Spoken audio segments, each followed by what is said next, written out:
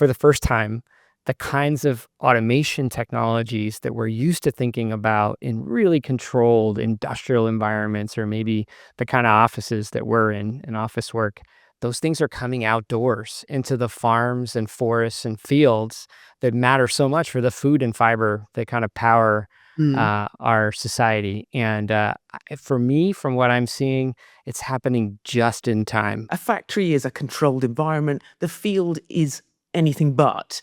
Just what are the biggest challenges of taking this sort of technology outdoors?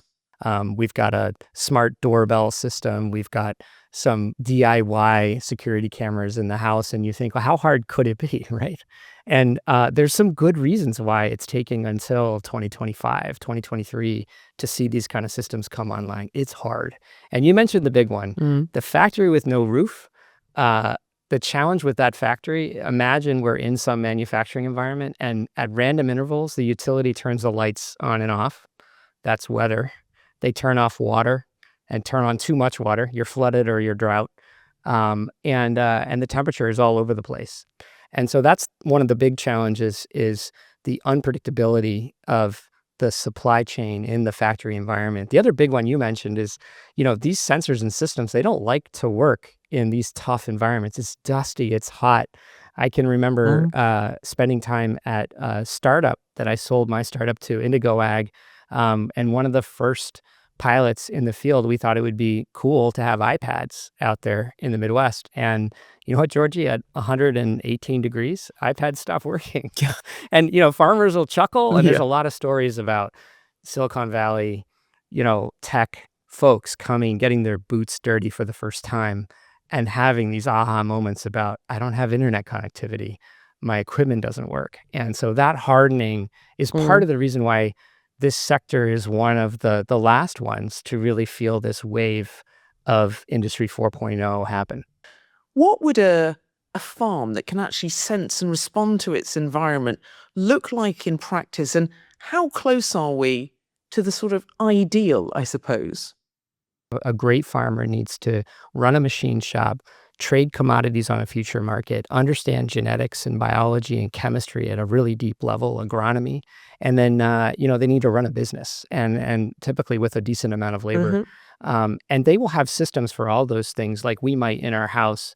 I mean, one of the expressions in the industry is every plant is a sensor.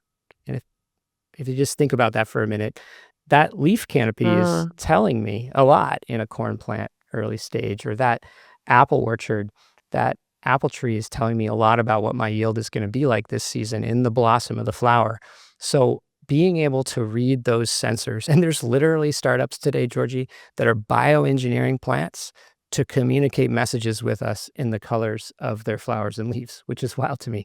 But even if you don't do that, a leaf has something to say. Every mhm. gardener knows that. And so watching the plants and having eyes on the canopy, not only from the machines that are working the fields, but from space overhead. So using our public space assets, Landsat, the European Space Agency's Sentinel, to watch these fields every day and compare these fields to all the other fields, that benchmarking potential to understand, where do I stand right now in the season compared to the last season, compared to my neighbors, and make smarter decisions. And then the second big piece is that robotic revolution, that farm implement. We think about a tractor, by the way, all kinds of crazy new forms coming. John Deere just acquired a company called Gus, Guss. And if you saw Mhm. one of those tractors, Georgie, they don't look like a tractor. First of all, there's no cab. It's all electric, and it's essentially a roving tank for delivering the kinds of crop protection systems and chemicals that an orchard needs.